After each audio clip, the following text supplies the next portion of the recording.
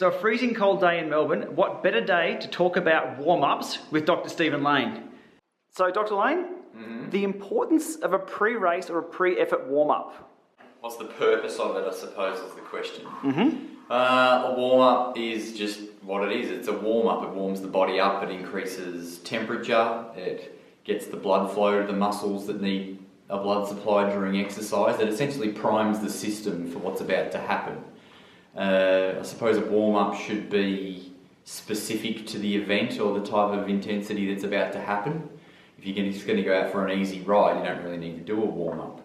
But metabolically, it primes the system, so it switches on different enzymes, things that clear lactic acid and get oxygen from the blood into the muscle and things like that. Essentially, that's what it's there to do. I always suggest to my athletes to practice the warm-up they're going to do for specific events, and I have various ones that I'll provide for them to try. For a prologue, it's super, if it's a couple of minutes long, then you've got to do efforts at race intensity, but for a shorter duration, without fatiguing yourself, of course. So you might do, 30 seconds on, a minute off, 30 seconds on, a minute off at race pace, just to get the hurt going, I suppose, and get the sensation of that intensity. On a good day, when you've got caffeine and things like that ready to go, it's going to feel good, and it actually, it's a positive mental reinforcement as well. Excellent. Now you just touched on caffeine. I think that's a video all in itself. Are you up for the challenge of a video on that? We could do a whole series on ergogenic aids and caffeine. I think if people want that, comment below and we'll get stuck into those ones. There's a lot of information we've got there and a lot of things we've used over the years. But excellent. Okay, thank you very much for that. And I'll present my warm-up I've used and we'll take it from there. Okay, so we've heard from Dr. Slane about why a good warm-up is important. Now I'll take you through my ultimate warm-up. I've used this. This has been butchered, I'd call it, from Wiggo's warm-up, from a few other warm-ups that I've been given by different coaches over the years, and this is the one that works for me really, really well. I've used this one for time trials, criteriums, road races that I know the start's going to be really super hot at. This gets me into a state where I'm familiar with what's coming, and as soon as the hammer goes down, it's on, and I'm feeling comfortable with what's about to take place. Now, this doesn't cover nutrition, doesn't cover tapering as such. They're completely other videos, and we will go into those one day soon. But these are just about what I do on the bike pre-race day and on race day. This might be new, but the warm-up itself starts the day before.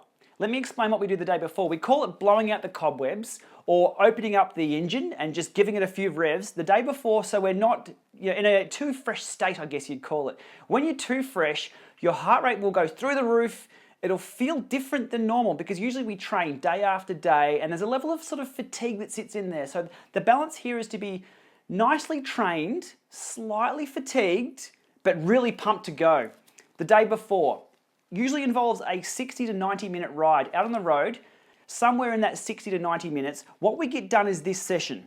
10 to 15 minutes at 80 to 85% of your FTP. You'll know where to sit at for these. And then after that session of 10 minutes to 15 minutes, into two really hard efforts. These are killers. 2 by 3 minutes at about 115% of your FTP. So a little bit higher than race pace. You'll be working really hard for these. It'll feel like you're burning matches, but be confident that by tomorrow you would have recovered nicely and you'll be ready to go. This just sort of, what would you call it? It doesn't burn a match, just sort of starts the fire.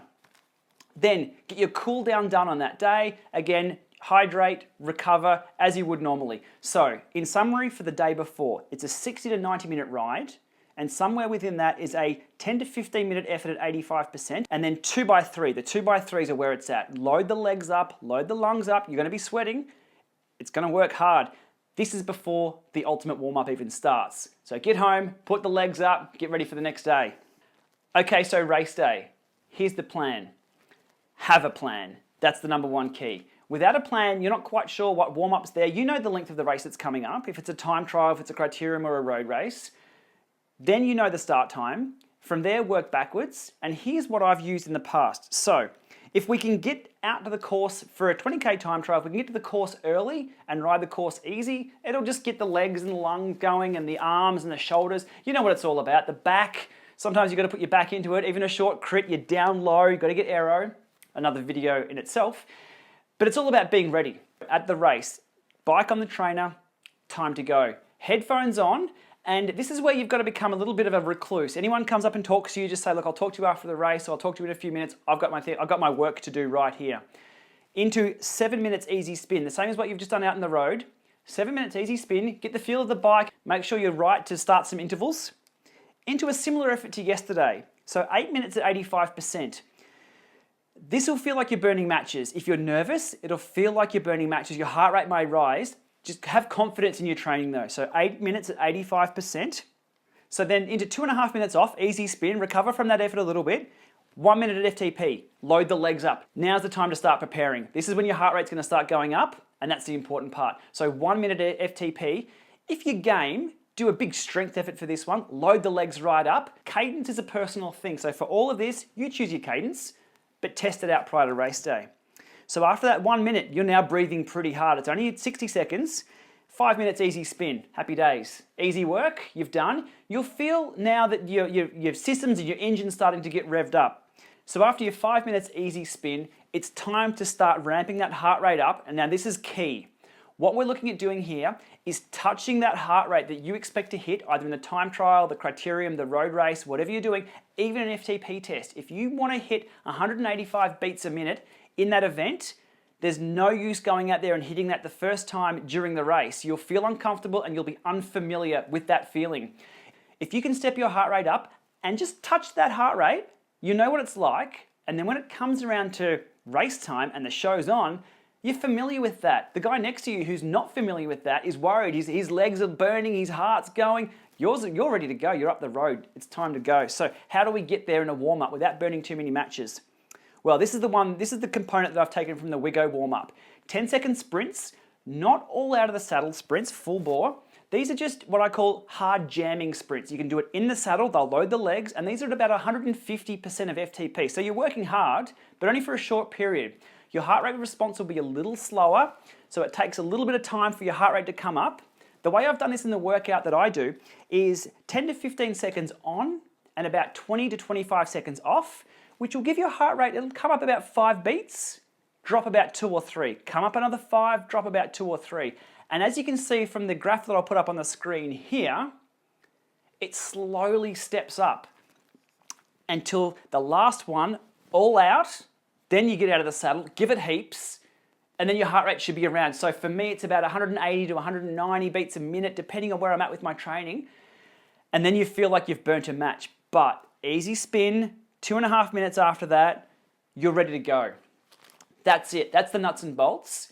You're not burning too many matches. It's about a 20 to 5 minute warm up. So knowing this and having this plan, you can work backwards from your start time and be ready. You're right there on the start line. You've warmed up. You've been at that heart rate that you're going to see out the road. The guy next to you, has he done that? Probably not. You've got the leg up already. I'll put these notes in the show notes. There's also a link to a Zwift workout for this. So you can be familiar with this protocol at home. Do this before your FTP test. Do it as a training session. Today, I did it twice. I wanted to validate that it was going to be worthwhile sharing this with everyone. So in summary, the ultimate warm-up that I use is 7 minutes easy spin, 8 minutes at 85% of your FTP, 2.5 minutes easy, 1 minute hard. Work starts now, into 5 minutes easy spin, and then the little sprint jams. It might take you 5 sprint jams to get up to where you need to be. It might take 10.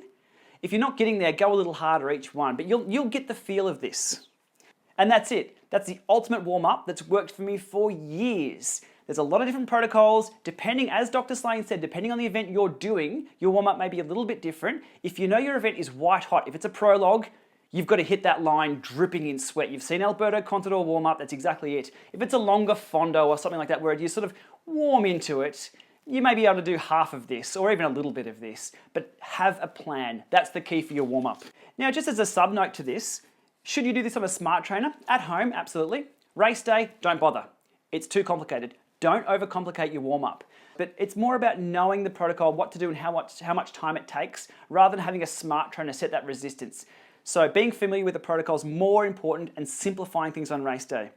It's a guideline. This may not work for everyone, but everyone I've given this warm-up to has been really, really happy with it, and they've produced some results they haven't seen before. So I'm really happy with that, and I'm confident that this will probably work for you as well. And the number one component, again, I'll just revisit this as we wrap up, have a warm-up plan. So if you're not going to use this one, use one that works. And if you use something different, let me know below. So the workout will be to download. You can give it a shot on Zwift. Make sure your heart rate steps up. Let me know if it's not too hard, or let me know if it's too hard. So I guess this is one of my first coaching style videos. I've got a lot coming up. More from my own experience. I want to share what's worked for me and what I've gathered over the years from different places. So I've got quite a few really, really good ones lined up. Subscribe, stay tuned, and let me know how you go. Thanks for watching. I fly like paper, get high like planes. If you catch me at the border,